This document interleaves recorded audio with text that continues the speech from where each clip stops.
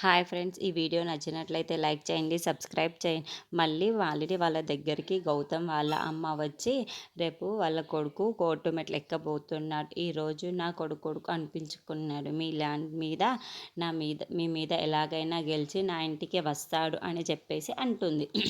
ఆ మాటలు వినగానే అక్కడున్న మాలిని వాళ్ళు మాత్రం ఒక్కసారిగా షాక్ అయిపోతూ ఉంటారు. ఇన్నాళ్ళుగా నా కొడుకు అనిపించుకున్నాడు, నా కొడుకు ఏదైనా అనుకున్నాడు అంటే అది సాధించుకునే మళ్ళీ వస్తాడు అని చెప్పేసి అంటుంది.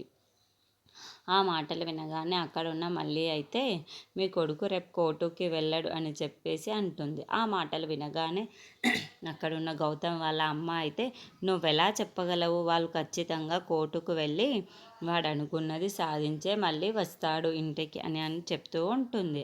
ఆ మాటలు వినగానే అక్కడున్న మాత్రం, మీ కొడుకు ఖచ్చితంగా కోర్టుకు రాడు, నేను రానివ్వడు, ఎందుకంటే నేను ఒక బ్రహ్మహస్తనాన్ని మొదలబోతున్నాను అని చెప్పేసి అంటుంది. ఆ మాటలు వినగానే అక్కడున్న గౌతమ్ వాళ్ళ అమ్మ అయితే ఒక్కసారిగా షాక్ అయిపోతూ ఉంటుంది.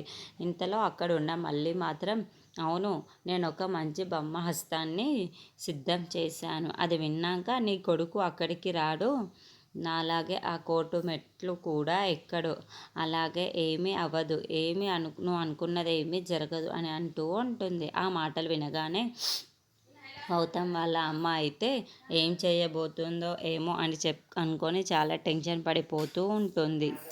ఇంతలో గౌతమ్ అయితే రేపు కోర్టులో ఏం విషయాలు చెప్పాలి, ఎలాంటి విషయాలు చెప్పాలి అని చెప్పేసి గౌతమ్ ఆలోచిస్తూ ఉంటాడు. ఇంతలో అక్కడున్న మాత్రం ఎలాగైనా అతన్ని కోర్టుకు రాకుండా ఆపాలి అని ఆలోచిస్తూ ఉంటుంది.